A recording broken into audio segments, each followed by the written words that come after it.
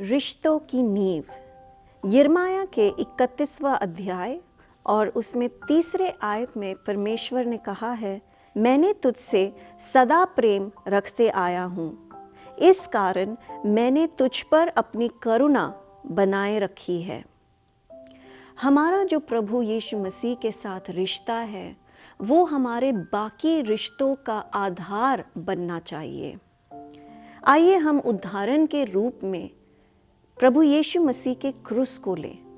अगर आपके पास एक कागज़ है तो उस पर एक सिंपल सा क्रॉस आप बनाएं और जो आपने रेखा ऊपर से नीचे खींची है उसे आप अपना और परमेश्वर के साथ जो आपका रिश्ता है वो समझें। और जो आपने रेखा इस तरह सीधी बनाई है उसे आप अपने बाकी रिश्तों को समझें जो आप अपने जीवन में बनाते हैं, कायम करते हैं। अब मैं आपके लिए पढ़ूंगी मत्ती के 22वां अध्याय और उसमें आयत 37 से लेकर 39 तक, जिसमें हम देखते हैं कि प्रभु यीशु मसीह को एक सवाल पूछा गया था कि सबसे बड़ी आज्ञा कौन सी है, जिसके उत्तर में प्रभु यीशु मसीह ने कहा कि तू परमेश्वर अपने प्रभु से अपने सारे मन और अपने सारे प्राण और अपनी सारी बुद्धि के साथ प्रेम रख। बड़ी और मुख्य आज्ञा यही है और उसी के समान ये दूसरी भी है कि तू अपने पड़ोसी से अपने समान प्रेम रख। अभी आपको समझ आया होगा कि मैंने आपको वो क्रॉस बनाने के लिए क्यों कहा और उसका मतलब जो मैंने आपको बताया वो इस बाइबल वर्स से कैसे मेल खाती है।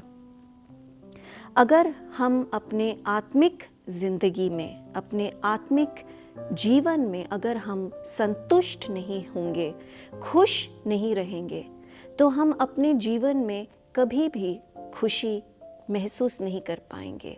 हमारे रिश्तों में हम कभी भी खुश नहीं रह पाएंगे। ये बहुत ज़रूरी है कि हम अपने आत्मिक जीवन को मजबूत करें।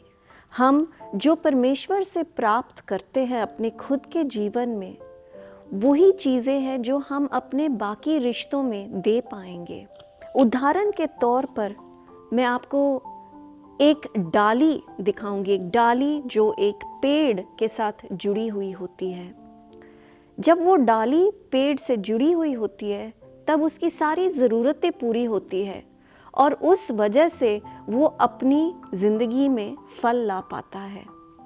उसी तरह से हम भी जब प्रभु यीशु मसीह में जुड़े रहते हैं, उसके वचन को पढ़ते हैं, तो हम मजबूत होते हैं, हम संतुष्ट होते हैं अपने आत्मिक जीवन में और हम आत्मा के फल अपने ज़िंदगी में ला पाते हैं।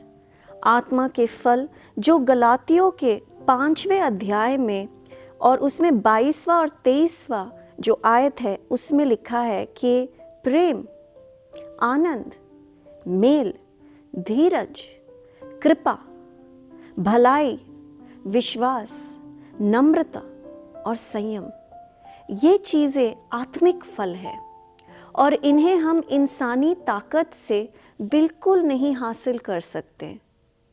ये चीज़ें ना तो हम सिखा सकते हैं ना ही हम सीख सकते हैं। इंसान की कोशिश से हम ये प्राप्त नहीं कर पाएंगे और इसीलिए ये बहुत ज़रूरी है कि हम परमेश्वर में प्रभु यीशु मसीह से जुड़े रहें ताकि हम उस डाली की तरह फल ला सकें। अगर वो डाली कट के पेड़ से अलग हो जाए तो वो किसी काम का नहीं और कभी भी फल नहीं ला पाएगा। और अगर हमारी खुद की ही जिंदगी खोखली है, खाली है, तो हम भला दूसरों को क्या दे पाएंगे। जो भी हम परमेश्वर से हासिल करते हैं, प्राप्त करते हैं, वही चीज़ें हम अपने रिश्तों में भी दे पाएंगे। और अगर तो मैंने परमेश्वर के प्रेम को और उसके दया का अनुभव ही नहीं किया है तो मैं अपने बाकी रिश्तों में भी प्रेम से नहीं रह पाऊंगी।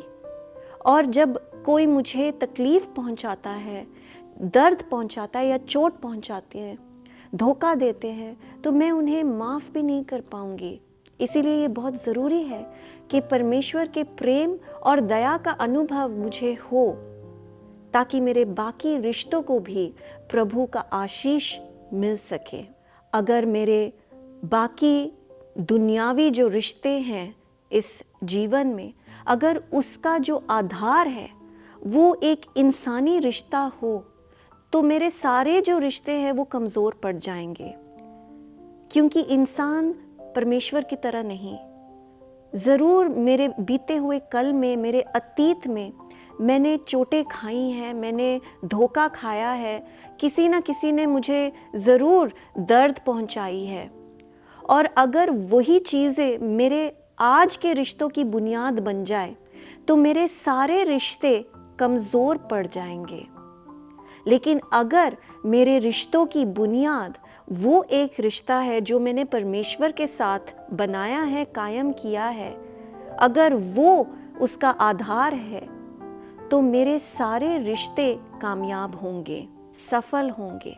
आज मेरी आपके साथ यही दरख्वास्त है कि आप अपने आप को यीशु मसीह के चरणों में पूरी तरह से आप समर्पित करें और प्रभु यीशु मसीह से उसके प्रेम का एहसास आपको हो, उसके दया को आप प्राप्त करें और अपनी ज़िंदगी में आत्मिक फल जो है वो आप भरपूरी से लाएं।